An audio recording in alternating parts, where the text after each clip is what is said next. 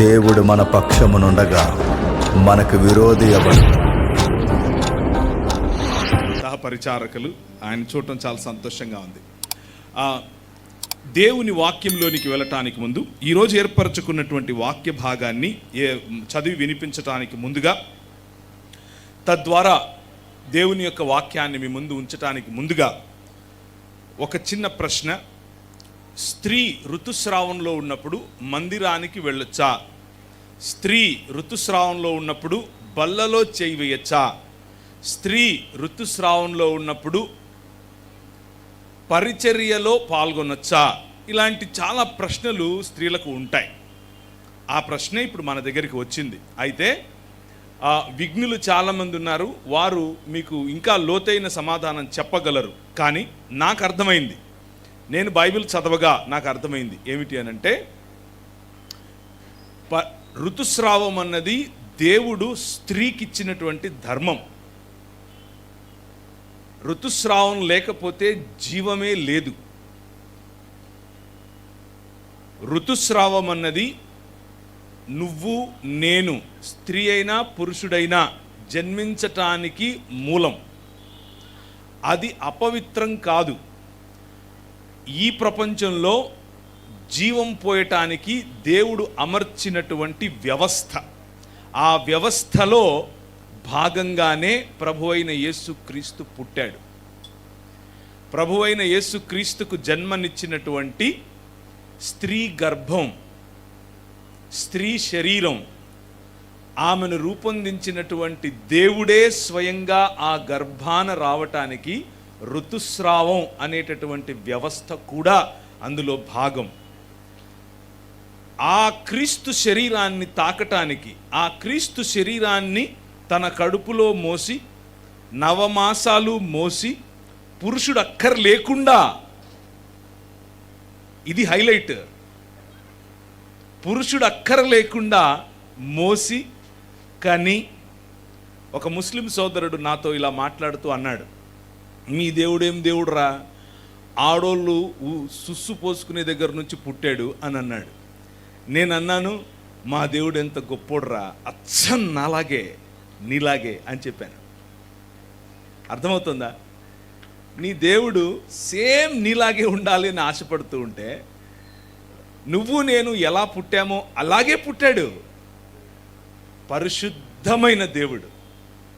ఆ పరిశుద్ధమైన దేవుణ్ణి 9 మాసాలు మోసి కన్నటువంటి ఋతుస్రావం అనేటటువంటి ఈ వ్యవస్థ, దేవుడు ఏర్పరచిన వ్యవస్థ పరిశుద్ధమైన వ్యవస్థ. కాబట్టి స్త్రీలు కూర్చున్నవారు బల్లలో చేయి వేయచ్చా లేదా? కొంతమంది దేవుళ్ళు స్త్రీకి ఋతుస్రావం రాగానే వారి ఆలయాల్లోకి స్త్రీలను అనుమతించరు. కానీ నీ రాజు నీకు ఋతుస్రావం ఉందా లేదా అని చూడడు. నువ్వంటే ముద్దు అంతే, నువ్వంటే ప్రేమ అంతే. హల్లెలూయా! చేతులెత్తి హల్లెలూయా చెప్పండి. అది నీ రాజు. Your king doesn't discriminate based on your monthly periods or menstruation. Menstruation is holy and it is pure. కాబట్టి ధైర్యంగా సంఘ కార్యక్రమాల్లో పాల్గొనండి, ధైర్యంగా రొట్టెలో పాల్గొనండి, ధైర్యంగా ప్రార్థించండి. మన ప్రభువు కొన్ని గ్రంథాలు, ఇస్లామీ గ్రంథాలు, ఏ పురుషుడైతే నన్ను అలా అడిగాడో ఏంట్రా మీ దేవుడని ఆయన్ని అడిగాను, అవును మీ దేవుడు ఏంటి, ఋతుస్రావం ఉన్న స్త్రీ ప్రార్థన చేస్తే వినడట అంటే, అవును వినడు, ఆయనకి వినపడదన్నాడు. నీ దేవుడు అలాంటోడు కాదు, నీ రాజు అలాంటోడు కాదు. నీ నొప్పి, నీకున్న బలహీనత ఆయనకు తెలుసు. అలాంటి వారి దగ్గరికే ఆయన వస్తాడు. విరిగి నలిగిన హృదయము గల వారికి, దుఃఖములో బాధలలో ఉన్న వారికి, ఒంటరిగా ఉన్న వారిని విడిచిపెట్టే రాజు కాదు నీ రాజు. వారి దగ్గరికే ముందొస్తాడు. గర్భిణీలంటే ఇష్టం, తల్లులంటే ఇష్టం, ముఖ్యంగా విధవరాండ్రంటే ఇష్టం. అందులో ఋతుస్రావం ఉన్న విధవరాండ్రు, ఋతుస్రావం లేని విధవరాండ్రు అన్న తేడా లేదు. నీ రాజు స్త్రీలు, స్త్రీ పక్షపాతి. యెషయా గ్రంథం 43వ అధ్యాయం 1వ వచనం. అయితే యాకోబు నిన్ను సృజించిన వాడగు యెహోవా, ఇశ్రాయేలు నిన్ను నిర్మించిన వాడగు యెహోవా ఈలాగు సెలవిచ్చుచున్నాడు, నేను నిన్ను విమోచించియున్నాను, భయపడకుము, పేరు పెట్టి నిన్ను పిలిచియున్నాను. నీవు నా సొత్తు, నీవు జలములలో పడి దాటునప్పుడు నేను నీకు తోడై ఉంటాను. నదులలో పడి వెళ్ళునప్పుడు అవి నీ మీద పొర్లి పారవు. నీవు అగ్ని మధ్యను నడుచునప్పుడు కాలిపోవు, జ్వాలలు నిన్ను కాల్చవు. యెహోవానగు నేను నీకు దేవుడను, ఇశ్రాయేలు పరిశుద్ధ దేవుడైన నేను నిన్ను రక్షించు వాడను. నీ ప్రాణ రక్షణ క్రయముగా ఐగుప్తును ఇచ్చియున్నాను, నీకు బదులుగా కూషును సెబాను ఇచ్చియున్నాను. తలలో ఉంచుకుంటే ప్రభువు వద్దకు ఒక చిన్న మాట ప్రార్థించుకుందాం. కృపగలిగిన తండ్రి, ఈ రాత్రి సమయంలో నీ మాటలు, ఈ రాత్రి సమయంలో నీవేర్పరచినటువంటి నీ వాక్య భాగం ప్రభువా, మా హృదయాలను సరిచేసుకుంటూ మా జీవితాలను నీకు అనుగుణంగా మార్చుకుంటూ ఉజ్జీవంలోనికి ప్రవేశింపటానికి మా ప్రయత్నం, ఉజ్జీవంలో జీవించటానికి నిన్ను అడుగుతున్నాం. మా మధ్య నుండి మాతో మాట్లాడు ప్రభువా, నువ్వు మాట్లాడు, నీ దాసుడు ఆలకిస్తున్నాడు అన్న హృదయంతో మేమందరము నీ పాద సన్నిధికి చేరుతున్నాం. మాతో మాట్లాడమని యేసునామమున ప్రార్థిస్తున్నాం తండ్రి, ఆమెన్. నీ దేవుడు సృజించినవాడు, నీ దేవుడు నిర్మించినవాడు, నీ దేవుడు విమోచించినవాడు, నీ దేవుడు రక్షించువాడు. ఈ 4 మాటలు నేను చదివినటువంటి ఈ వాక్య భాగంలో వినిపిస్తున్నాయి. మొదటి వచనంలో సృజించిన వాడని, నిర్మించిన వాడని మనకు చెబుతూ ఉంటే, అదే మొదటి వచనంలో విమోచించేవాడు అని పరిచయం చేసుకుంటూ ఉంటే, 4వ వచనంలో రక్షించువాడు అని తనను తాను పరిచయం చేసుకుంటున్నాడు. ఈ రాజు రక్షణ, ఈ రాజు విమోచన, ఈ రాజు సృష్టి మరియు ఈ రాజు నిర్మాణమును గురించి ఈరోజు మీ ముందుచ్చే ప్రయత్నం చేస్తాను. ఆ రాజు నిన్ను పిలిచి ఈ ప్రాంగణంలో కూర్చోపెట్టి నీకున్నటువంటి ఉజ్జీవాన్ని నీలో లేపాలని, ఉజ్జీవంతో నువ్వు బ్రతకాలని, ఉజ్జీవంతో ఈ ప్రపంచాన్ని ఆయన పాద సన్నిధికి, ప్రపంచాన్ని, దేశములను పునరుత్థానము చెందించే, దేశములను శిష్యత్వంలోనికి నడిపించే పనిని నీకు అప్పగించాడు. ఆ అప్పగించిన పనిని సమాప్తము లేకపోతే సంపూర్ణము చేయటానికి నీ ముందు నడిచినటువంటి అనేకులు నడిచారు. నీవు నడిచే త్రోవ, నీవెన్నుకున్నటువంటి మార్గం, ఆ మార్గంలో నువ్వు నడిచేటప్పుడు ఆయన అంటున్నాడు, నిన్ను సృజించిన వాడు, నిన్ను నిర్మించిన వాడు ఇలా చెబుతున్నాడు, నిన్ను విమోచించిన వాడు ఇలా చెబుతున్నాడు, నీవు ఆయన సొత్తట, నీవు జలములలో పడి నడిచినప్పుడట నేను నీకు తోడై ఉంటాను అని చెబుతున్నాడు. అగ్ని మధ్య నడిచినప్పుడు నువ్వు కాలిపోవు అని చెప్తున్నాడు. జ్వాలలు నిన్ను కాల్చవు అని చెబుతున్నాడు. సృష్టి క్రమము, తరువాత నిర్మాణ క్రమము, ఆ తరువాత విమోచన క్రమము, ఆ తరువాత రక్షణ క్రమము. ఈ 3 ముందు వివరించి ముందుకు చెప్తాను, ముందుకు నడిచే ప్రయత్నం చేస్తాం. సృష్టి ఆదిలో నీటితో నిండి ఉన్నటువంటి ఖేయాస్ లేకపోతే గందరగోళంతో నిండి ఉన్నటువంటి భూమి. ఆది యందు దేవుడు భూమి ఆకాశములను సృజించెను. భూమి ఆకాశములు అనేటటువంటి దేవుని మందిరమును, ఆయన నివాస స్థలమును, ఆయన మంచిది అని పలికిన సృష్టిని ఆయన చేశాడు. భూమి ఆకాశములను చేసిన దేవుడు భూమిని నిరాకారముగాను, శూన్యముగాను, అనగా క్రమము లేనటువంటిదిగాను చూశాడు. అందులో క్రమాన్ని నిర్మించాలి అని ఆశపడ్డాడు. క్రమాన్ని నిర్మించాలని చెప్పి ఆయన అన్నాడు, మరియు దేవుడు జలముల మధ్య ఒక విశాలము కలిగి ఆ జలములను, ఈ జలములను వేరుపరచునుగాక అని పలికాడు. జలములు, ఈ ఖేయాస్, ఈ గందరగోళాన్ని, మన హృదయాలలో కడిగే అలలను, మన జీవితాలలో ఏ విధంగా అయితే కష్టాలు, కన్నీళ్లు, అక్రమము మరియు దేవుని చిత్తమునకు వ్యతిరేకమైనట్లుగా ఈ అలల సవ్వడి, అలల సందడి, అలలలో మునిగిపోయేట్లుగా మనం ఫీల్ అవుతామో, ప్రాణం కోల్పోయేట్లుగా మనం బాధపడతామో, ఆ మాటనే బైబిల్ గ్రంథం సముద్రముతో అలలతో పోలుస్తోంది.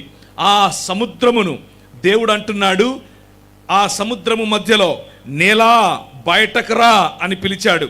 దేవుడు ఆ విశాలము చేసి, విశాలము క్రింది జలములను, విశాలము మీది జలములను వేరుపరచగా ఆ ప్రకారము ఆయను పైనున్న నీరు, క్రిందున్న నీరు, ఆ నీరు మధ్యలో నుండి ఆయన నేలను పిలిచాడు.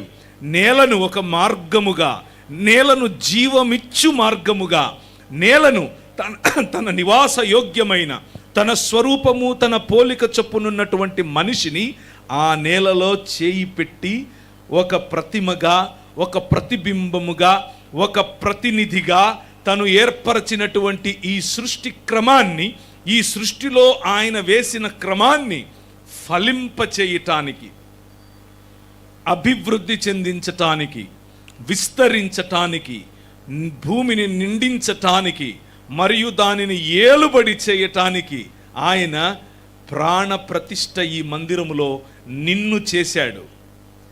You are in his image. నువ్వు ఆయన ప్రతిమవు.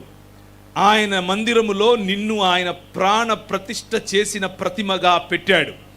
ఆయన రాజ్యములో నిన్ను ఆయన పరిపాలకుడుగా పెట్టాడు. ఆయన ఇంటిలో దాయిత్వము కలిగినటువంటి వాడిగా, ప్రతినిధిగా, ప్రతిబింబముగా పెట్టాడు. God made this world and God said this world is good. దేవుడు దీన్ని చేశాడు. చేసిన తరువాత దానిని మంది అని చెప్పాడు.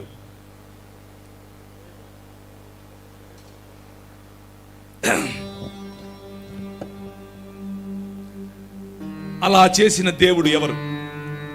అలా చేసిన దేవుని గురించి కొన్ని వేల సంవత్సరాల క్రితం రాసినటువంటి ఒక శ్లోకం, ఒక వివరణ.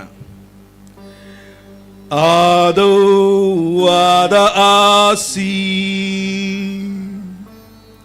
సచవాద ఈశ్వరేణ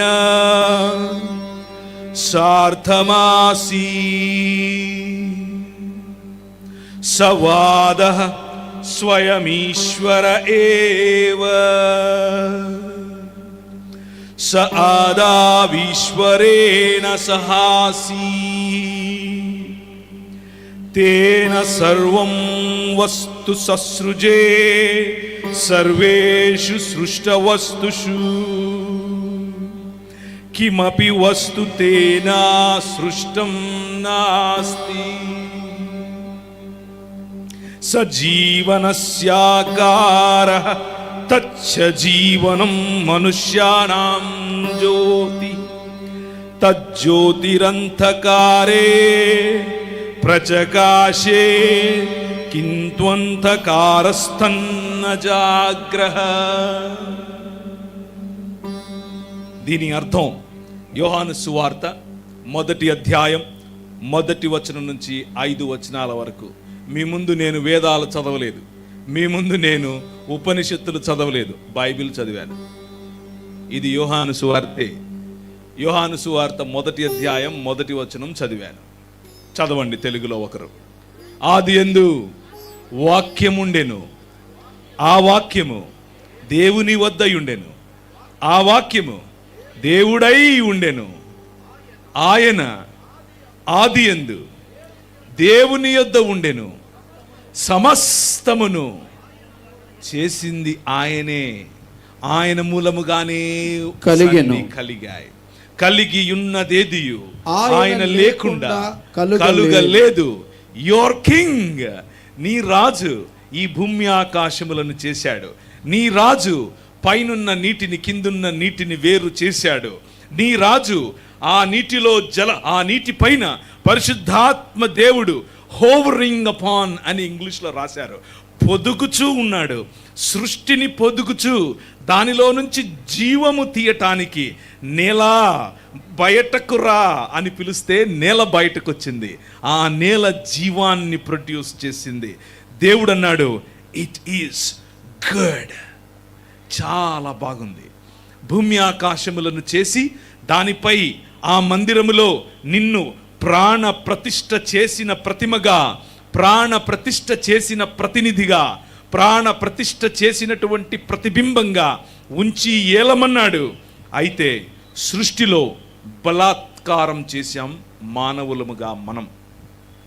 దేవుణ్ణి తృణీకరించాం. God regretted human rule. మొదటిది గాడ్ క్రియేటెడ్, రెండవది God said it is good, మూడవది గాడ్ రిగ్రెటెడ్. ఆయన చేశాడు, ఆయన సంతోషించాడు, ఇప్పుడు ఆయన బాధపడుతున్నాడు. భూలోకము దేవుని సన్నిధికి చెడిపోయెను, భూలోకము బలాత్కారముతో నిండిపోయెను. దేవుడు భూలోకమును చూచినప్పుడు అది చెడిపోయి ఉండెను. భూమి మీద సమస్త శరీరులు తమ మార్గమును చెరిపివేసుకొని ఉండిరి. మార్గమును చెరిపేసుకున్నటువంటి మనుష్య సమాజం, జీవాధిపతితో కనెక్షన్ కోల్పోయిన మనుష్య సమాజం మరణాన్ని తెచ్చుకుంది. ఎక్కడికి పోవాలో తెలియనటువంటి మనుష్య సమాజం, మార్గాన్ని కోల్పోయిన మనుష్య సమాజం, మనుష్యత్వాన్ని కోల్పోయిన మనుష్య సమాజం. సింహాసనమెక్కాలని ఆలోచించి, దేవుడవ్వాలని ఆలోచించి, దేవుడు ఎలాగూ కాలేడు, మనిషిగా కూడా బ్రతకలేకపోయాడు. దాన్నే జీవోత్సవం అని పిలిచారు. కొందరి బ్యాటరీ 30 ఏళ్ళు, ఇంకొందరి బ్యాటరీ 60 ఏళ్ళు, ఇంకొందరి బ్యాటరీ బలం ఉంటే 80 ఏళ్ళు. కనెక్షన్ లేదు, ఛార్జింగ్ పోయింది. కారణం, దేవునితో సంబంధం కోల్పోయాం, దేవుడిచ్చిన అధికారం కోల్పోయాం, దేవుడిచ్చిన ప్రాతినిధ్యం కోల్పోయాం.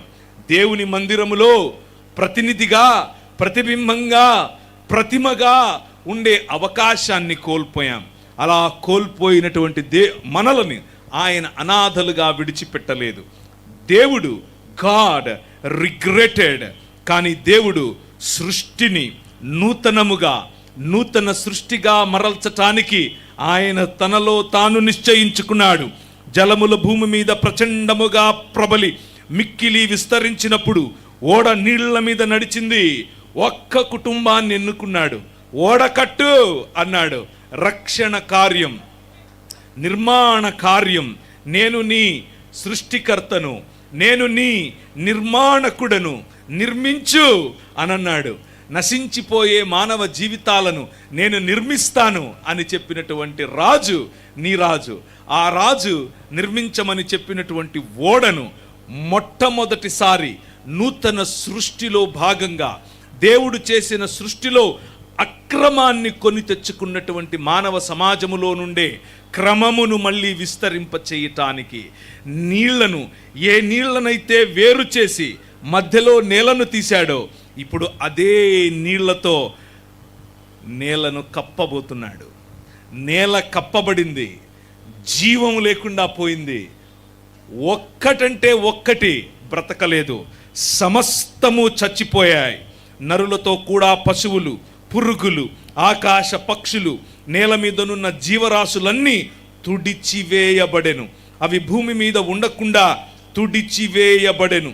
నోవహు అతనితో కూడా ఆ ఓడలో ఉన్నవన్నీ మాత్రమే మిగిలెను. గాడ్, నీ దేవుడు, హీ రిగ్రెట్స్. ఇక్కడ మనం నేర్చుకోవాల్సినటువంటి ప్రిన్సిపల్ ఒకటి గుర్తు చేస్తాను. దేవుడు నిన్ను తన ప్రతినిధిగా చేసుకున్నాడు. దేవుడు, ఆయన నిన్ను తన ప్రతిమగా చేసుకున్నాడు. ఆయన నిన్ను తన ప్రతిబింబంగా చేసుకున్నాడు. కానీ నేనే, నా మీదే నువ్వు ఆధారపడుతున్నావు అని దేవుని వైపు చూసి ఎక్కిరిస్తే పళ్ళు రాళ్ళ కొడతాడు. ఈ రాత్రి నీకు ఆయన ఇచ్చిన ప్రాతినిధ్యం, నీకు ఆయన ఇచ్చినటువంటి ఇంత శోభాయమానమైన ఆయన మందిరములో ప్రవేశం, శోభాయమానమైన ఆయన కుటుంబములో ప్రవేశం, కుటుంబములో రాచరికం, కుటుంబములో దేవుని వాక్యము యొక్క సత్యం, ఈ కుటుంబములో దేవుని పరిశుద్ధ ఆత్మ యొక్క సన్నిధి అనుభవిస్తున్నటువంటి మనం ఆయనను చూసి గర్వముతో మన సొంత మార్గములకు పోతే ఆయన నేలను తడపగలడు, ఆయన నేలను నీటితో నింపగలడు, జీవము లేకుండా అదే నీటిని మళ్ళీ వాడగలడు. మరియు ఆ తరువాత పక్షులు, పశువులు, భూమి మీద ప్రాకు ప్రతి జాతి పురుగులు మొదలైన సమస్త శరీరులలో నీతో కూడా ఉన్న ప్రతి జంతువు వెంట పెట్టుకుని వెలుపలికి రా అని పిలిచాడు. ఎందుకు అనంటే దానిలోనికి గాలి పంపి అది ఆరేట్లుగా చేసి కప్పిన నేలను మళ్ళీ బయటకు తీశాడు నీ ప్రభువు. నూతన సృష్టి కార్యం మొదలైంది. God blessed the world. ఆయన God regretted with the world, but now God blessed the world. ఆయన ఆశీర్వదించాడు. ఏమని చెప్పాడు? భూమి మీద బహుగా విస్తరించి, భూమి మీద ఫలించి అభివృద్ధి పొందాలి అని నోవహుతో చెప్పాడు. 17వ వచనం. అంత మాత్రమే కాదు, నిర్మాణకుడుగా మాత్రమే ఆగిపోడు. I am your redeemer. నేను నిన్ను విడిపించేవాడిని, విమోచించేవాడిని. ఇప్పుడు నోవహు సమయంలో మానవ సమాజం ఒక గొప్ప సమాజముగా మారింది. వారి నాగరికత పెరిగింది, సంస్కృతి పెరిగింది. నిమ్రోదు గొప్ప గొప్ప కట్టడాలు, గొప్ప గొప్ప నగరాలు, పెద్ద పెద్ద ఇళ్ళు, 1 కాదు 2 కాదు, 20 అంతస్తులు, 30 అంతస్తులు. నేనుండే నగరంలో 50 అంతస్తుల ఇళ్ళు కూడా ఉన్నాయి. 1000 మంది ఒకే చోట ఉంటాం. పక్కనోడి పేరు తెలియదు మాకు, ఎదురింటోడు పేరు తెలియదు మాకు, తెలీదు. మానవ సమాజం ఎంతగా వికసిస్తుందో అంతగా మానవ సమాజం మధ్య అడ్డుగోడలు వస్తాయి. కయీను నగరాలు నిర్మించటం మొదలుపెట్టాడు. నగరాలు నిర్మించుకుంటున్నటువంటి మానవ సమాజం నగరాల మొబ్బులో, ధనం మొబ్బులో కులాన్ని నిర్మించుకుంది, ధనాన్ని నిర్మించుకుంది, గర్వాన్ని నిర్మించుకుంది.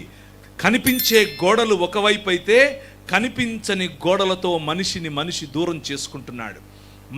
మనిషి దూరం చేసుకుంటూ నగరాలను నిర్మించుకుంటూ ఉంటే ఆ రాజులను చూసి ప్రభు అన్నాడు, వీరి కొమ్ములు విరిచే సమయం వచ్చింది. నీళ్లతో నింపాడు. నోవహు ద్వారా తిరిగి నూతన సృష్టి కార్యాన్ని మొదలుపెట్టినటువంటి ఈ ప్రభు దాని తరువాత ఆశీర్వదించి మళ్ళీ ఫలించు, 2వ అవకాశం, మళ్ళీ విస్తరించు, 2వ అవకాశం, మళ్ళీ అభివృద్ధి చెందు. ఇప్పుడు మెసొపొటేమియా నాగరికతగా మార్పు చెందారు. గొప్ప నాగరికత, ప్రపంచాన్ని ఏలుతున్నటువంటి నాగరికతగా మారినటువంటి ఈ మెసొపొటేమియా నాగరికతలో మనిషి మళ్ళీ నగర నిర్మాణం, మళ్ళీ గొప్ప గొప్ప స్తూపాలు, మళ్ళీ గొప్ప గొప్ప విగ్రహాలు. మనిషి తనను తాను హెచ్చించుకొని ఒక దేవుడు అవ్వాలన్నటువంటి ఆలోచన. ప్రభు అన్నాడు, అబ్రహామా రా, నీ ద్వారా ఒక రాజ్యం కడతాను, నీ కుటుంబం ద్వారా, నీ పిల్లల ద్వారా ప్రపంచాన్ని ఆశీర్వదిస్తాను అని చెప్పి, కానీ నీ పిల్లలు, నీ పిల్లల పిల్లల పిల్లలు 400 పైచిలుకు సంవత్సరాలు ఎక్కడుంటారు? బానిసత్వంలో ఉంటారు. మనుష్యుల నిజ బానిసత్వానికి ప్రతీకగా ఉన్న నీ పిల్లల బానిసత్వం, వారిలో నుంచి నేను విమోచిస్తాను అని చెప్పాడు. 601 నిర్గమాకాండంలో యోసేపును అతని అన్నదమ్ములందరూ ఆ తరము వారందరూ చనిపోయారు. యోసేపు వెళ్ళాడు, అనేకులకు ప్రపంచములను ఆశీర్వదించాడు. ఇశ్రాయేలీలు బహుసంతానము గలవారై అభివృద్ధి పొంది విస్తరించి అత్యధికముగా ప్రబలారు. ఈరోజు రాత్రి మనం నేర్చుకునేటటువంటి నియమం ఏమిటో తెలుసా?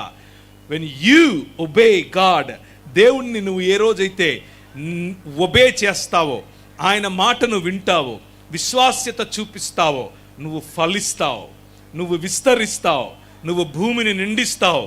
నీ వ్యాపారం ఫలిస్తుంది, నీ పిల్లలు ఫలిస్తారు, నీ చదువులు ఫలిస్తాయి, నీ సంబంధాలు ఫలిస్తాయి, నీ జీవితం ఫలిస్తుంది. నువ్వు మాట్లాడే ప్రతి మాట ఒకరి జీవితంలో ఫలితాన్ని ఇస్తుంది.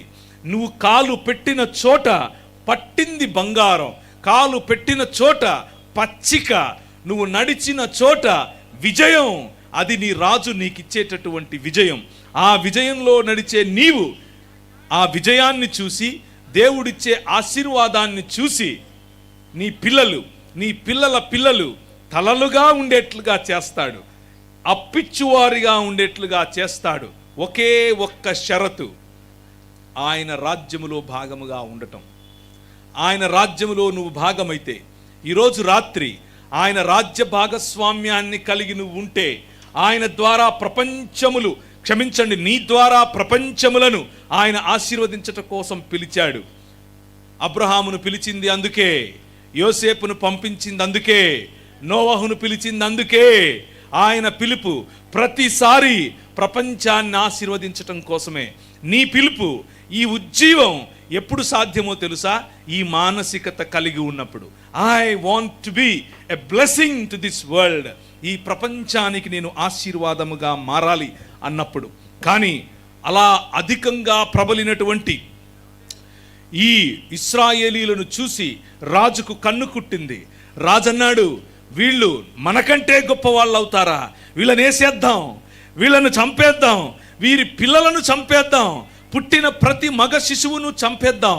ఆడవాళ్ళు, టాయ్స్, వాళ్ళు నేను ఆడుకునే ఆట బొమ్మలు, వాళ్ళను మాత్రం పెట్టండి, నాకు కావాలి అన్నట్లుగా చెప్పాడు.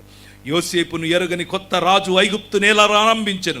అతడు తన జనులతో, ఇదిగో ఇశ్రాయేలు సంతతి అయిన ఈ జనము మనకంటే విస్తారముగా బలిష్టముగా ఉన్నది. వారు విస్తరింపకుండా మనము వారి ఎడల యుక్తముగా జరిగిద్దాం. లేకపోతే యుద్ధము కలిగినప్పుడు కూడా మన శత్రువులతో చేరి మనకు విరోధముగా యుద్ధము చేసి ఈ దేశములో నుండి వెళ్ళిపోతారేమో. వారికి పనులివ్వండి, వారికి అన్నం పెట్టకండి, వారిని పెరగనివ్వకండి, వారిని అభివృద్ధి చెందినివ్వకండి. ఇక్కడ నేర్చుకునే నియమం మీకు ఒకటి గుర్తు చేయనా? దేవుని రాజ్యములో మీరు ఫలిస్తున్నప్పుడు, అభివృద్ధి చెందుతున్నప్పుడు, విస్తరిస్తున్నప్పుడు ఏం జరుగుతుందో తెలుసా? ఫెరోన్, ఈ లోకానికి సంబంధించినటువంటి రాజు, ఆ రాజులు నీపై దండెత్తుతారు, నిన్ను అదిమివేయాలని చూస్తారు, నిన్ను తొక్కేయాలని చూస్తారు.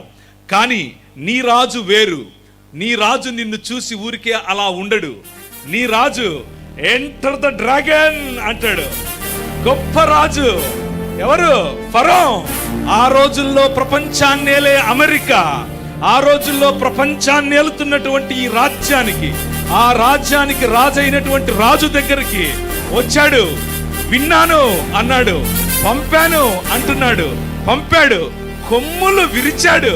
మామూలు కాదు, కత్తి పట్టల, జెండా ఎత్తల, బాంబులు వేయల, కొట్లాడల, అద్భుత కార్యాలు, మహా అద్భుత కార్యాలు. ఆయన అన్నాడు, ఇశ్రాయేలు, నేను నీ విమోచకుడను, రా, లెట్ మై పీపుల్ గో అన్నాడు. నా పిల్లలను పంపించు. ఎందుకు? అరణ్యములో వారు ఏం చేస్తారు? ఆరాధన చేస్తారు. ఈయన అన్నాడు, ఆయన మనస్సును కఠినపరిచాడు. నువ్వు చూస్తావు, నీ పళ్ళు రాలేంత వరకు చూస్తావు. నీ రాజు మాట్లాడుతున్నాడు. పంపి అన్నాడు. నేను పంపను అన్నాడు. ఆయన మనస్సును మొత్తాడు.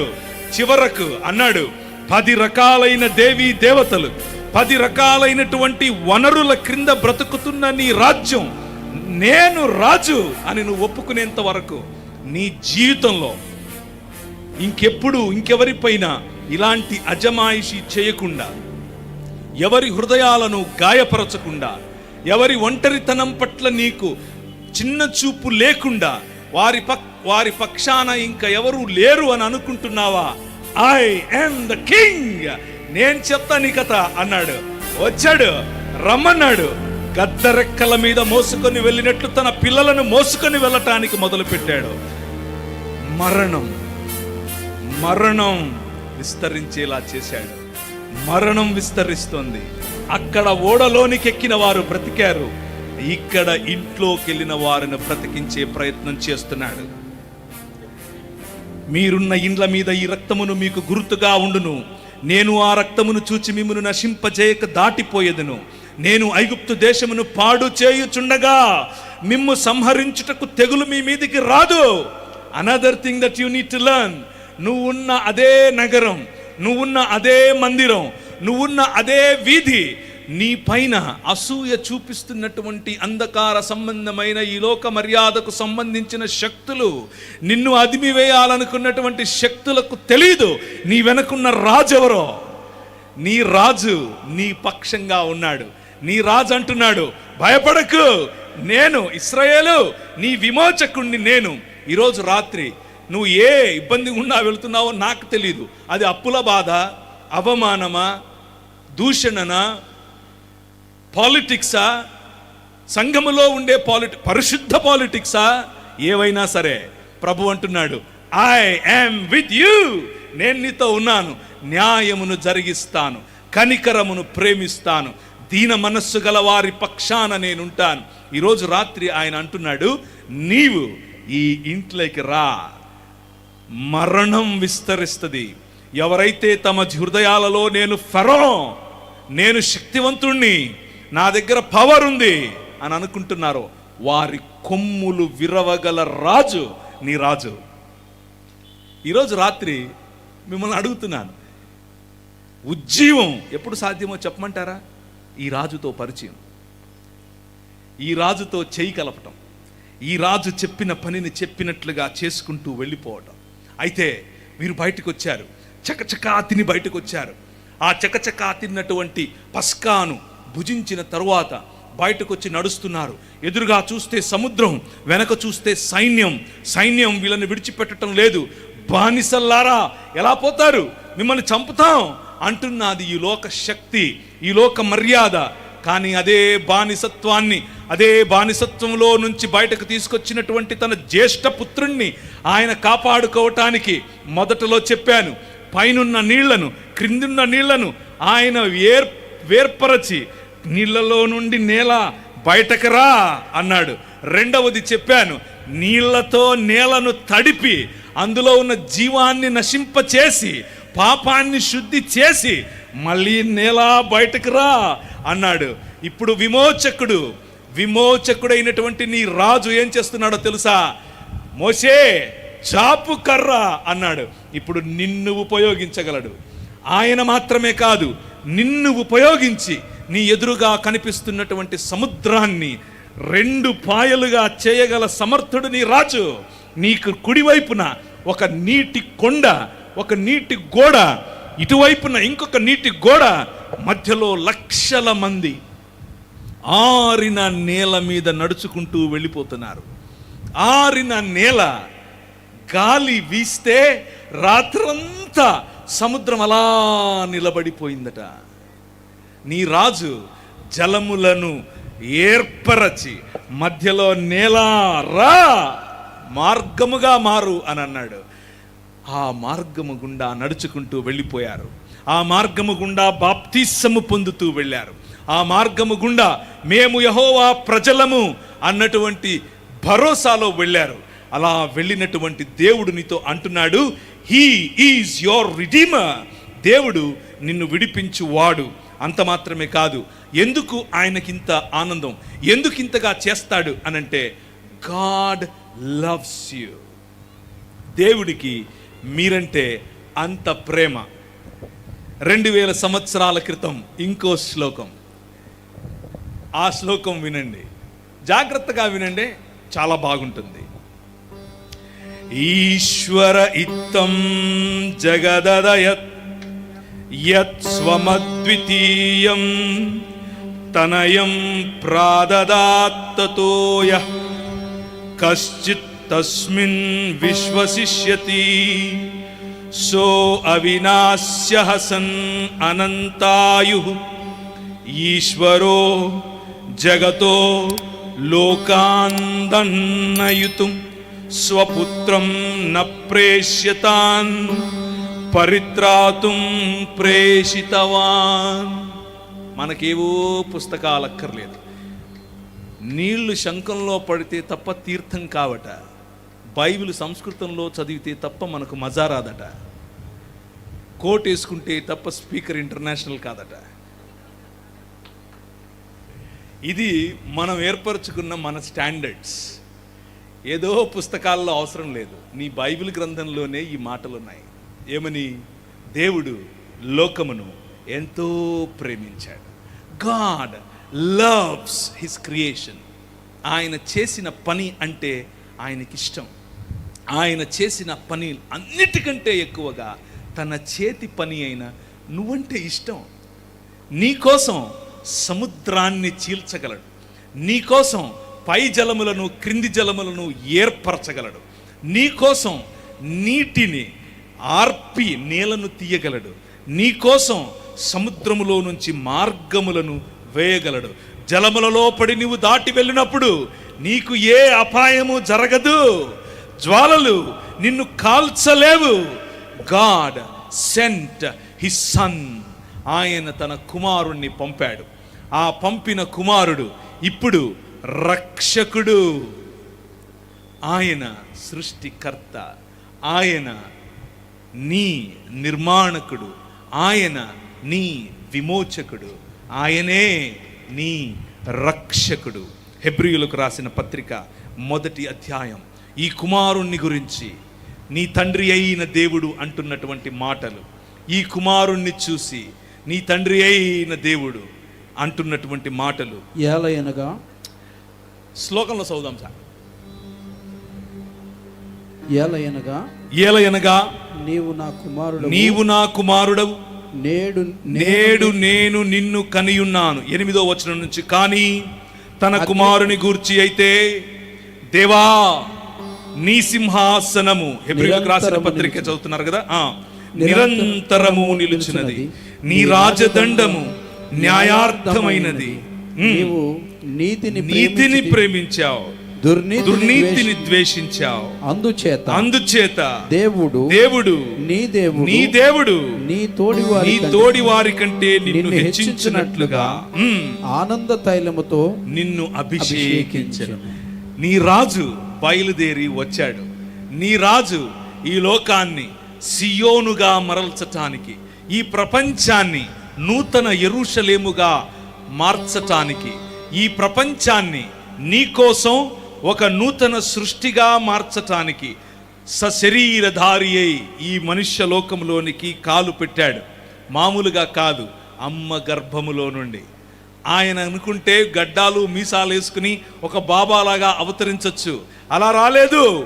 నీలా నాలా నిజమైన మనిషిగా, 100% మనిషిగా మన మధ్యకు వచ్చాడు. ఎందుకు అనంటే God wants to reconcile the world. ఈ ప్రపంచాన్ని దేన్నైతే ఆయన ప్రేమించాడో దాన్ని ఆయన సంధి చేసుకోవాలనుకుంటున్నాడు. God wants to renew the world. ఈ ప్రపంచాన్ని నవీనీకరించాలనుకుంటున్నాడు. God wants to restore the world. ఈ ప్రపంచాన్ని మునుపున్నటువంటి క్రమములోనికే ఆయన తిరిగి మార్చాలనుకుంటున్నాడు.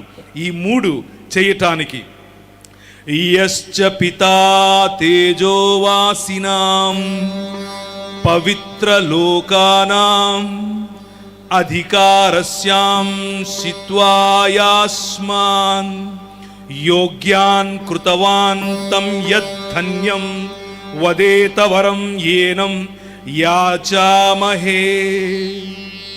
తేజోవాసులైన పరిశుద్ధుల స్వాస్థ్యములో పాలివారగుటకు మనలను పాత్రులుగా చేయటానికి తండ్రికి అందును బట్టి మనము కృతజ్ఞతాస్తుతులు చెల్లించాలి. ఎందుకంటే ఆయన మనలను అంధకార సంబంధమైన దురాత్మ సమూహముల యొక్క అధికారములో నుండి విడుదల చేసి తాను ప్రేమించిన తన కుమారుని యొక్క రాజ్య నివాసులనుగా చేసుకున్నాడు. నీ రాజు కాబట్టి ఆయన రాజ్యం స్థాపించాడు. ఇప్పుడు రాజ్యములోనికి నిన్ను రమ్మంటున్నాడు. ఇప్పుడు అంధకార సంబంధమైన దురాత్మ సమూహముల అధికారము నీపై లేదు. నువ్వు రాజువు, నువ్వు రాజు యొక్క ప్రతినిధివి, నువ్వు రాజు యొక్క ప్రతిమవు, నువ్వు రాజు యొక్క ప్రతిబింబానివి. ప్రతిరోజు ఈ పరిశుద్ధాత్ముడు నీపై అల్లాడుచు, ఆనాడు జలములపై అల్లాడిన పరిశుద్ధాత్ముడు, ఆనాడు పగటిలో మేఘస్తంభముగా రాత్రిలో అగ్నిస్తంభముగా నీతో నడిచిన నీ ప్రభువు యొక్క స్వరూపములోనికి నిన్ను మార్చటానికి నీతో పని చేస్తున్నాడు, నిన్ను మారుస్తున్నాడు. ఆ రాజు సృజింపబడినవన్నీ ఆయన కంట్రోల్లోనే ఉన్నాయి. ఆ కుమారుని యందు మనకు విమోచన అనగా పాపక్షమాపణ. ఆయన అదృశ్య దేవుని స్వరూపి, సర్వ సృష్టికి ఆది సంభూతుడు. ఎందుకంటే ఆకాశమందున్నవి, భూమి అందున్నవి, దృశ్యమైనవి అదృశ్యమైనవి, సింహాసనములు, ప్రభుత్వములు, ప్రధానులు, అధికారులు సర్వం ఆయన యందే సృజింపబడ్డాయి. That is your king. నువ్వు అనుసరిస్తున్నటువంటి నీ రాజు అన్ని రకాలైన అధికారములకు పైన కూర్చున్న రాజు. అన్నిటినీ మించి మరణం అనే అధికారం మనిషిని పట్టేసినప్పుడు ఆ మరణాన్ని చంపిన రాజు నీ రాజు. ఆ మరణాన్ని చంపి పోయిన కనెక్షన్ బ్యాటరీకి మళ్ళీ కనెక్షన్ ఇస్తున్నాడు. ఛార్జింగ్ మొదలవుతుంది. ఒక్కసారి ఛార్జింగ్ కంప్లీట్ అవుతుంది, 100% అని చూపిస్తుంది. అప్పుడు తిరిగి లేస్తాం. అదే మనం ప్రకటిస్తున్నటువంటి సువార్త. పునరుత్థానం, మనుష్యులకు పునరుత్థానం, దేవుడు చేసిన సృష్టికి పునరుత్థానం. మిక్కటము వేండ్రముతో లయమైపోతుంది. ఈ అంధకార సంబంధమైన దురాత్మ సమూహముల అధికారము వలన వచ్చిన పాపము, వచ్చిన అక్రమము, అందులో నుండి నూతన సృష్టి, అందులో నుండి నూతన శరీరం, గురుత్వాకర్షణ శక్తికి లోను కాని శరీరం, కరోనాకు లోను కాని శరీరం, బ్యాక్టీరియాలకు పడిపోని శరీరం,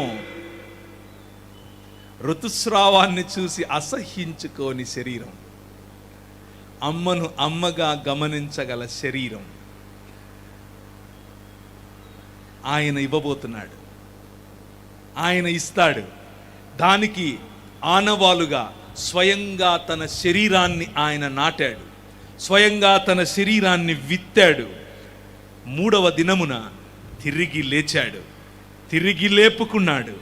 ఇప్పుడు సింహాసనాసీనుడై దేవుని కుడిపార్శ్వమున కూర్చుని ఆయన సమస్త లోకమును తండ్రితో ఇప్పుడు ఏం చేసుకున్నాడు?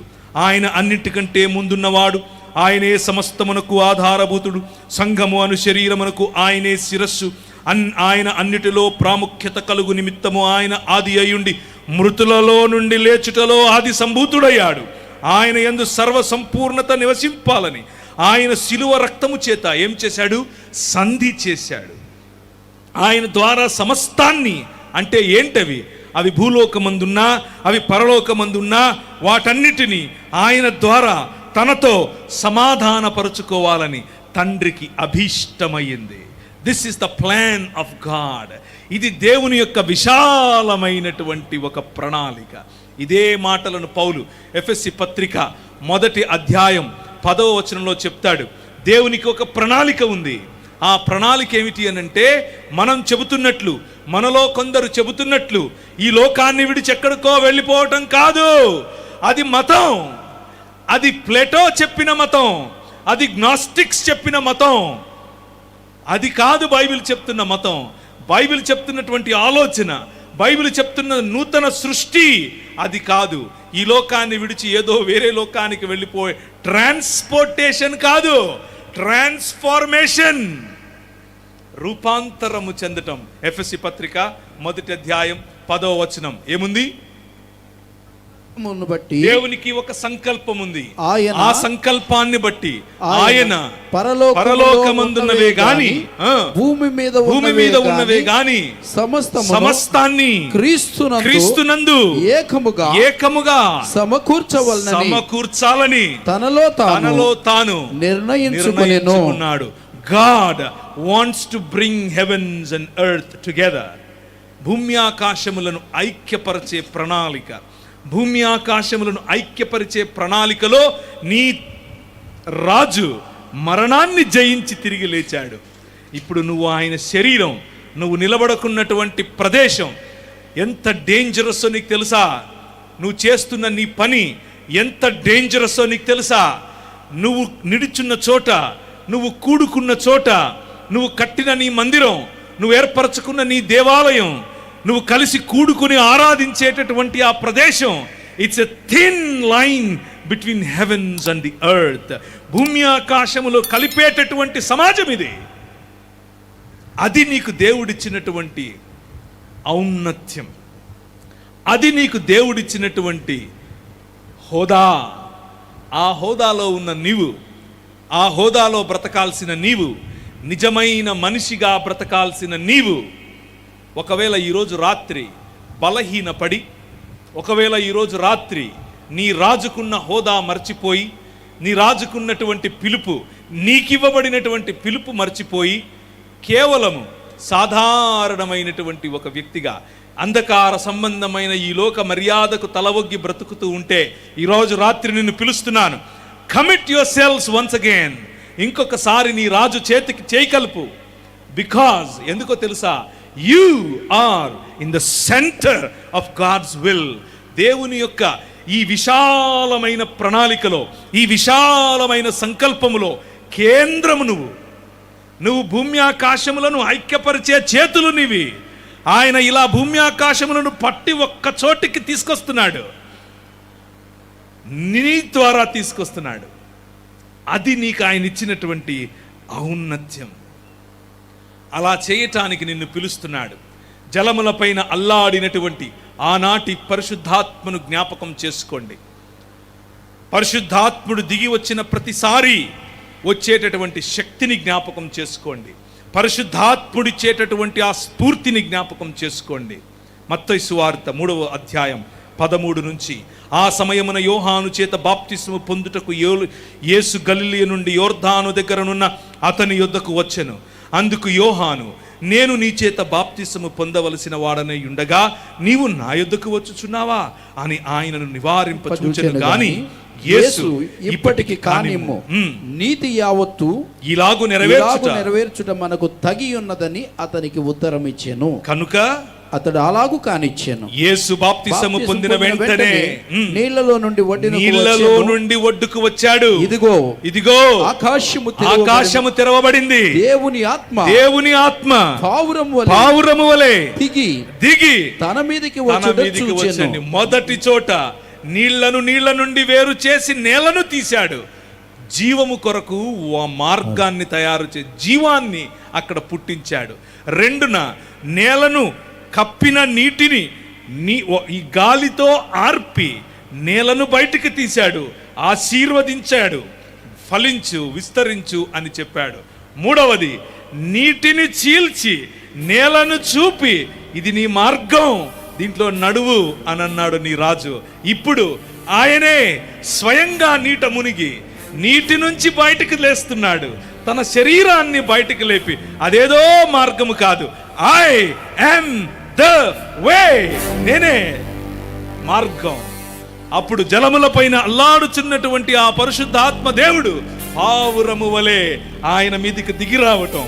దేవా, నీ సింహాసనము నిరంతరము ఉండును, నీ నీతి న్యాయార్థమైనది అని చెప్పిన నీ తండ్రి అయిన దేవుడు పరలోకమును చీల్చి మాట్లాడుతున్నాడు. ఏమని? ఈయన నా ప్రియ కుమారుడు, ఈయన యందు నేను ఆనందించుచున్నాను. A man that pleases God. ఒక్క మనిషి దేవుణ్ణి సంతోష పెడితే ఏమవుతుందో చేసి చూపించాడని రాజు. ఒక్క మనిషి దేవుణ్ణి సంతోష పెడితే ఈ ప్రపంచంలో జరిగే ఉద్యమం, ఈ ప్రపంచంలో వచ్చే విప్లవం, ఈ ప్రపంచంలో వచ్చే నూతన జీవం నీ రాజు, అది నీ రాజు. నీ రాజు చేసిన ఆ పనిని నీకు జ్ఞాపకం చేస్తున్నాను. సహోదరులారా, ఈ సంగతి మీకు తెలియకుండుట నాకు ఇష్టము లేదు. అదేదనగా మన పితరులందరూ మేఘము క్రింద ఉన్నారు, వారందరూ సముద్రములో నడిచిపోయారు.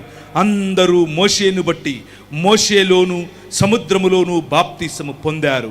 అందరూ ఆత్మ సంబంధమైన ఒకే ఆహారమును భుజించారు. వారందరికీ ప్రతినిధి అయిన నీ రాజు, మనుష్యులకు ప్రతినిధి అయిన నీ రాజు నీట మునిగినటువంటి మనుష్యులను మళ్ళీ జీవింపచేయటానికి, నీట మునిగిన నేలను మళ్ళీ సమృద్ధిలోనికి తీసుకొని రావటానికి, పాపము చేత నిండిపోయిన ఈ ప్రపంచాన్ని పునరుత్థానము చెందించటానికి నీ రాజు నీట మునిగి లేచాడు. నీకు నీట మునిగి లేచే అవకాశం ఇచ్చాడు. నీకు ఒక మ్యాండేట్, ఆయన ఒక బాధ్యతను అప్పచెప్పాడు. ఏమిటి? గో ఈ ఇంటు ద వరల్డ్. నీవు ఈ లోకములోనికి, ఈ ప్రపంచములోనికి, సకల సృష్టిలోనికి వెళ్ళి ఏం చేయి? మతం కట్టు అన్నాడా? మతం కట్టు, భజన నేర్పించు, భజన బ్యాచి అల్లెలుయగాళ్ళగా మరి తయారైపోండి అని చెప్పాడా? బట్ అన్ఫార్చునేట్లీ చాలా దురదృష్టవశాత్తు మన ఐడెంటిటీ అదే. మనల్ని ప్రజలు భజన బ్యాచ్గానే చూస్తారు. వీళ్ళకేం పట్టదు. ఎందుకు అనంటే, మాకెందుకు, మేము ప్రార్థన చేస్తాం, మేము ఇక్కడ చచ్చిపోతాం, అక్కడికి ఎక్కడికో వెళ్ళిపోతాం. That's not what God wants from you. నీ నుంచి దేవుడు కోరుకుంటున్నది అది కాదు. నీ నుంచి దేవుడు కోరుకుంటున్నది, మీరు సకల సర్వ రాజ్యాలకు, అన్ని దేశాలకు, అన్ని భాషలకు ఏం చేయాలి? శిష్యత్వం నేర్పించాలి. సువార్త ప్రకటిస్తే వచ్చేది మతం కాదు, సువార్త ప్రకటిస్తే వచ్చేది శిష్యత్వం. మనుష్యులను శిష్యులనుగా చేయటం, రాజ్యములను శిష్యులనుగా చేయటం. ఒకవైపు భారతదేశం, ఇంకోవైపు ఐరోపా ప్రభుత్వం. ఆ రెండు రాజ్యాల మీద దేవుని ఆత్మ అల్లాడుచుండెను. గ్రెకో రోమన్ ఎంపైర్ అనగా గ్రెకో రోమన్ సామ్రాజ్యము యొక్క ప్రతినిధి, ఈ లోక మర్యాద యొక్క పవర్, ఆ పవర్ యొక్క ప్రతినిధి. మొదట చూసాం నిమ్రోదు సమయంలో పవర్, రెండవది చూసాం మెసపెటోమియా ఎంపైర్లో ఉన్న పవర్, మూడవది చూసాం ఐగుప్తు దేశములో ఉన్న పవర్, ఆ తరువాత బబులోను దేశములో ఉన్న పవర్. ఇప్పుడు చూస్తున్నాం ఏమిటి? గ్రెకో రోమన్ ఎంపైర్, రోమా సామ్రాజ్యానికి ఉన్నటువంటి ప్రతినిధి. యూదుల రాజుకు క్రీస్తువు నీవేనా అన్నాడు. మన రాజు, నీ రాజు ఏమన్నాడు? లేదండి, నేను పక్కింటూ. నో, అవును, నువ్వు అన్నట్లే, ఐ యామ్ ద కింగ్ అన్నాడు. నేనే రాజును, నేను వచ్చిందే రాజ్యం చేయటానికి. కాకపోతే మనకు అది అర్థం కాక మతం కడుతున్నాం. మతం బహిష్టు వస్తే చేయి పెట్టద్దు, నువ్వు గాజులు వేసుకున్నావా, నువ్వు మెట్టలు పెట్టుకున్నావా, నువ్వు బొట్టు పెట్టుకున్నావా, ఇక్కడే ఆగిపోయాం. నువ్వు తెల్లబట్టలు వేసుకున్నావా, నీ చెప్పులు ఏ రంగులో ఉన్నాయి, నువ్వు తుమ్మితే హల్లెలూయా అంటావా, మారనాథ అంటావా, స్తోత్రం చెప్తావా, ఇక్కడే అయిపోయాం. అన్ఫార్చునేట్. ఉజ్జీవం ఎప్పుడో తెలుసా? నీ జీవన విధానంలో నీ రాజు కనిపించాలి. నువ్వు నడుస్తే నేను ఈ ప్రపంచం మా నాయనది అని నడవాలి. చూస్తే రాజమండ్రిని, ఇది మా నాయన రాజమండ్రి అని చెప్పాలి. హైదరాబాద్ నగరాన్ని చూస్తే మా నాయన హైదరాబాద్ ఇది అని చెప్పాలి. ఓన్ దిస్ వరల్డ్, ఈ ప్రపంచాన్ని ఓన్ చేసుకోవాలి. నీ కొడుకులకు అది నేర్పించు, నీ పిల్లలకు అది నేర్పించు, నీ కూతుళ్ళకి అది నేర్పించు. You represent a king. నువ్వు ఒక రాజును రిప్రజెంట్ చేస్తున్నావు. నీ ఈ ఉజ్జీవం ఎప్పుడో తెలుసా? నీ ఇంట్లో, నీ మాటల్లో, నీ గవునుల్లో, నీ నీ నీ నుసట బాసికములలాగా ఈ ఆలోచన, ఈ వైఖరి ఉండాలి. ఏంటా వైఖరి? I am representative of my king. నా రాజు ప్రతినిధిని నేను. అలా నడవాలి, అలా బ్రతకాలి, అలా మాట్లాడాలి. కాన్ఫిడెన్స్. ప్రతి రంగంలో నీ పిల్లలు ఎదగాలి. ప్రతి రంగాన్ని నీ రాజు అంటున్నాడు, చెరపట్టి నా పాదాల దగ్గరికి తీసుకుని రా అని పిలుస్తున్నాడు. ప్రేమైన క్రైస్తవ సంఘమా, ఈరోజు ఈ పండాళ్ళ క్రింద ఇంతమంది కూర్చున్నాం. ఆ రోజు కేవలము వేళ్ల మీద లెక్క పెట్టగలిగినంత మంది మాత్రమే క్రైస్తవులు రవి అస్తమించని బ్రిటిష్ సామ్రాజ్యాన్ని కొమ్ములు వంచారు. కొమ్ములు వంచారు. మధ్యాహ్నం మీకు చెప్పిన నేను మీకు ఇచ్చినటువంటి ఉదాహరణలు చాలా తక్కువ, బోలెడున్నాయి. రాత్రంతా చెప్తాను చెప్పమంటే. ఆ రోజు గ్రెకో రోమన్ ఎంపైర్ యొక్క ప్రతినిధిని ముందు నిలబడుకొని నీ రాజు చెప్పాడు, అవును నువ్వన్నట్లే నేను రాజును. అయితే నా రాజ్యం నువ్వు అనుకుంటున్నట్లు వయలెన్స్ మీద, నువ్వు అనుకుంటున్నట్లు పవర్ పాలిటిక్స్ మీద, నువ్వు అనుకుంటున్నట్లు కుయుక్తుల మీద, నువ్వు అనుకుంటున్నట్లు ఏదో మనిషిని అదిమివేయడం ద్వారా నిమ్రోదు చేసినట్లు, ఫరో చేసినట్లు, బబులోను చేసినట్లు నేను చేయను.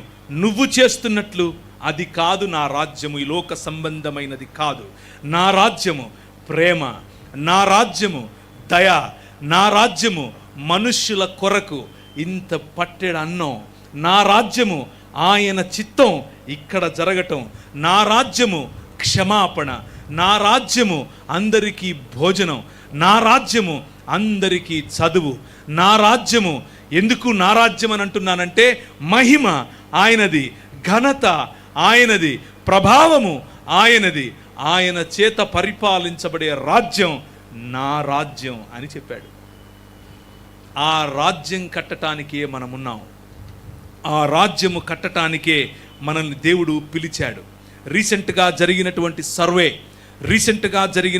సర్వేలో మనకేం తెలుస్తుంది అని అంటే, ఇప్పటికీ కూడా భారతదేశమే అన్రీచ్డ్ పీపుల్ గ్రూప్స్లో అత్యధిక సంఖ్య ఇంకా భారతదేశమే. ఈ రోజుకు కూడా ఇంకా క్రీస్తునెరగనటువంటి, ఈ రాజు ఏలుతున్నాడు అని తెలియనటువంటి సమాజాలు కొన్ని వేలలో ఈ దేశంలో ఉన్నాయి. మనం ఇంకా మతంలోనే ఆగిపోతే ఇక ఈ రాజ్యం ఎక్కడికి వెళ్తుంది? ఎక్కడికి వెళ్ళదు. బొట్టు, కాటుక, పౌడర్ దగ్గరే ఆగిపోతుంది. లిప్స్టిక్, చెప్పులు, తెల్ల చొక్కా, తెల్లంగి దగ్గరే ఆగిపోతుంది. ఇది కాదు మన బాధ్యత. దెర్ ఆర్ 3 థింగ్స్, 3 ఇవి చెప్పి నేను ముగించేస్తాను.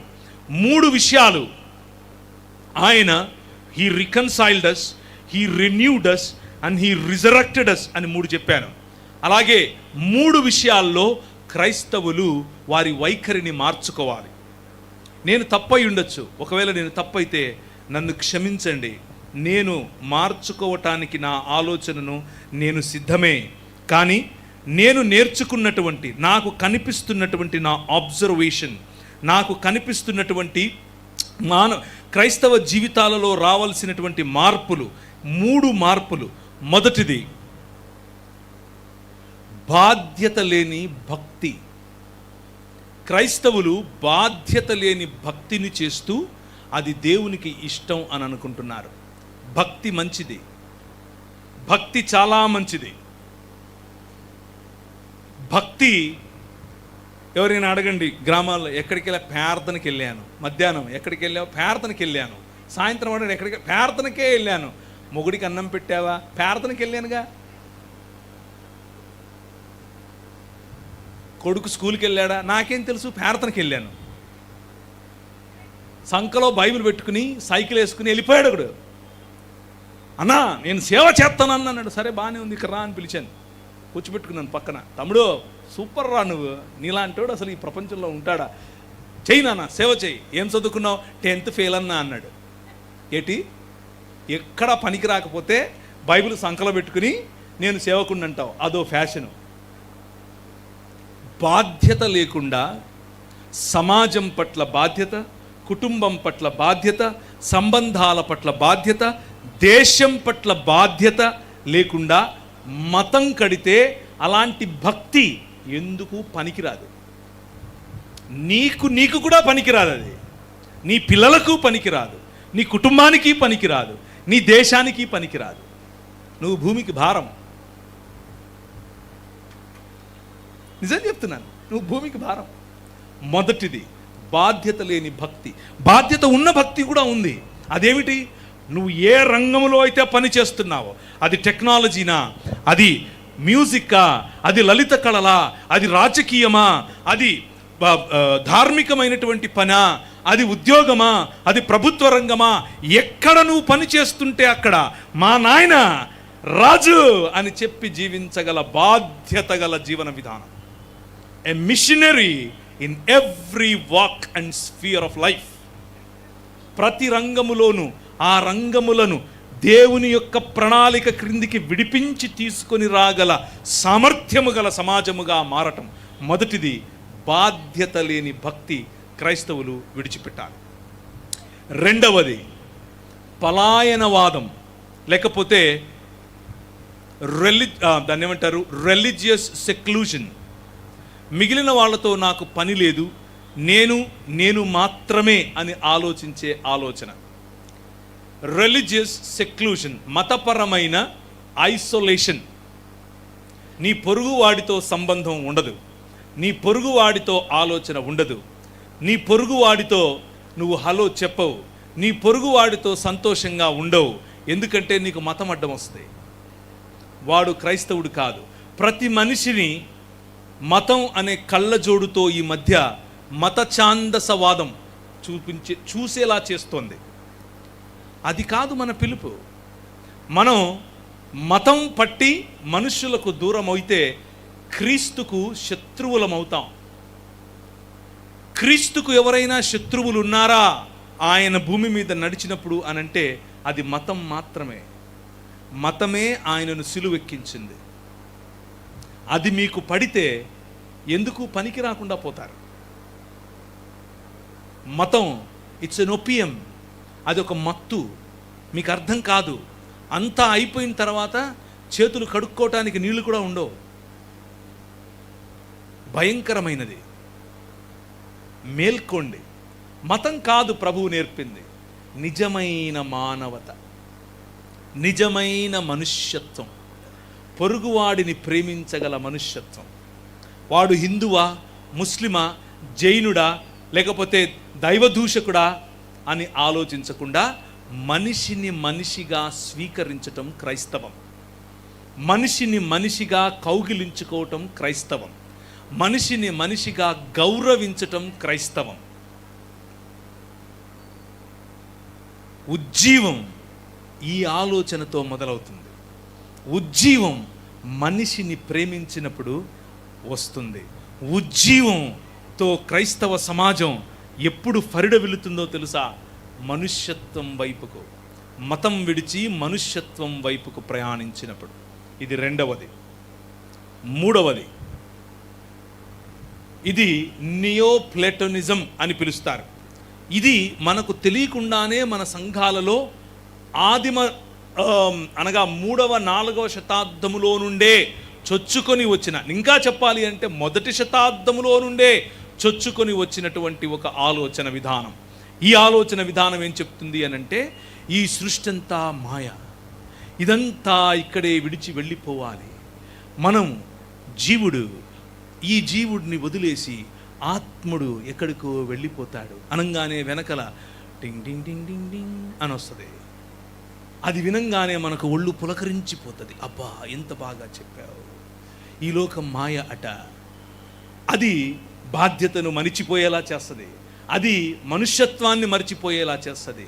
అది నీకున్నటువంటి గమ్యం ఏంటో తెలుసుకోకుండా మార్చేస్తుంది. నీ గమ్యం, బైబిల్ చెప్తున్నటువంటి గమ్యం ఎక్కడికో వెళ్ళిపోవటం కాదు. ఇది మాయ కాదు. ఇది దేవుడు సంతోషపడి చేసినటువంటి, బాగుంది అని చేసినటువంటి తనకిష్టమైన తన సృష్టి. నువ్వు, నీ శరీరం, ఈ శరీరం పనికిరానిది, మట్టిలో కలిసిపోద్ది అని అనుకుండేవు పొరపాటున. No no no no.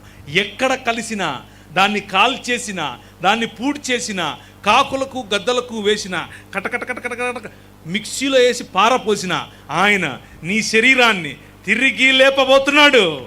ఆయన నీ శరీరాన్ని పునరుత్థానం చెందించబోతున్నాడు. అది బైబిల్ యొక్క పాఠం. ఎక్కడి నుంచి వస్తున్నాయి ఈ ఆలోచనలు? ఎక్కడికో వెళ్ళిపోతానంట వేటి? No no no no. నూతన ఆకాశము, నూతన భూమి, దేవుడే వచ్చి మన మధ్య కాపురం ఉండబోతున్నాడు. అటువంటి సమాజం నీది, అటువంటి ఆలోచన నీది. ఈ 3 నీకు శత్రువులు. ఈ 3 నీకు తెలియకుండానే నీ పైన రాజ్యం చేస్తున్న శత్రువులు. ఈ 3టిని విడిచిపెట్టు. బాధ్యత గల పౌరసత్వంలోనికి రా. నిజమైన మనుష్యత్వం వైపు ప్రయాణించు. దేవుని సృష్టిని కాచుకునే, దేవుని సృష్టిలో కష్టించి పనిచేసే నిజమైన మనిషిగా, దేవుని స్వరూపముగా, దేవుని పోలికగా మారటానికి ప్రయత్నం చేయి. అదే ఉజ్జీవం. ఆ ఉజ్జీవంతో నడిస్తే నీ పిల్లలు ఎందుకు వెళ్తారు బయటికి? ఎక్కడికో ఎందుకు అట్రాక్ట్ అవుతారు? కారు.